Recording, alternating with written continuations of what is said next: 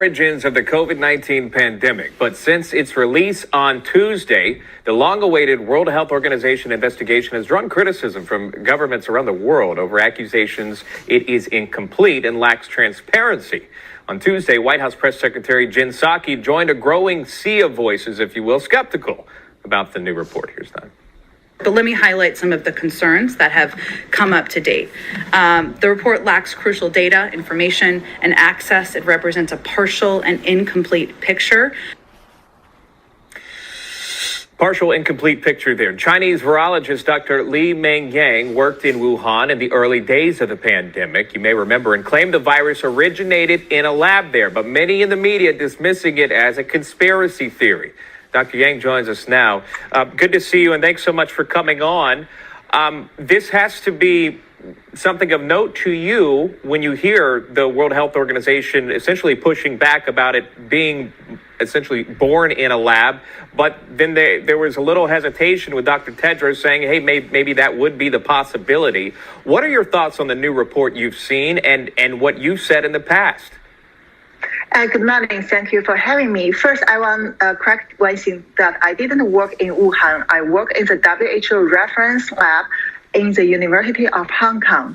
So as I know that this is not a surprise because from the early beginning of the outbreak, China government tried to cover up and WHO was engaged into that cover up.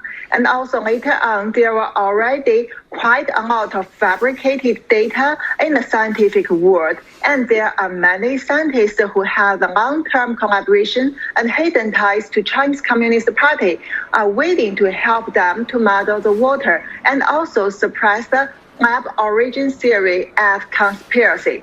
Although compared to the empty nature origin theory, there were quite a lot of solid evidence pointed to WIV and also China military that COVID-19 virus is their new type non-traditional bioweapon, which I defined it as unrestricted bioweapon in my second report. But WHO, China government, they choose to ignore that and smear it. That's why now you see such a poor quality, hilarious WHO jointed report come out and try to fool the world. Let me ask you about back to the origins of it, because now you've got the former coronavirus task force member Redfield talking about it, the former director of the Centers for Disease Control and Prevention, Dr. Robert Redfield, commenting on this, saying he believes the coronavirus escaped from a lab in Wuhan. Here's that. If I was to guess, this virus started transmitting somewhere in September, October in Wuhan. September, October.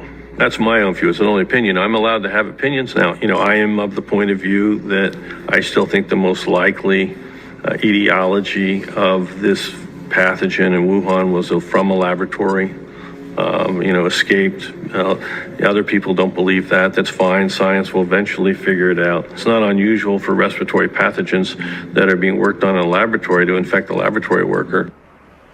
To have someone in charge of the CDC at some point come out and say that's his opinion, he believes it came from a lab in Wuhan, something you have said in the past, do you still believe that it came from the lab? Exactly. I have started to talk about from last January and the modern medium delivered the message to the world. All the 5 points never changed, including this virus is come from China and is lab modified using the China military-owned Zhoushan bat coronavirus CC45 and VXC21. There is no intermediate wild animal host. The seafood market is just their cover-up smoking screen, and also many other things, at least at the time, are all verified. Besides, I also have published my third report to show that Wuhan lab origin of SARS-CoV-2 and the validity of my 2 previous reports are further proved by 2 uninvited peer review. That all tell people that all these things you see from WHO, from China government, from even the top journals are lies, that people should understand that this is artificial virus Yes, initially come from that one, but after series of dedicated modification, and also it's non-traditional, it's unrestricted, it's not as the thing you see before, it's not escaped by accident from the lab. Actually, it's because during their kind of communist test, because they try to show it like some zoonotic things, so they need such tests.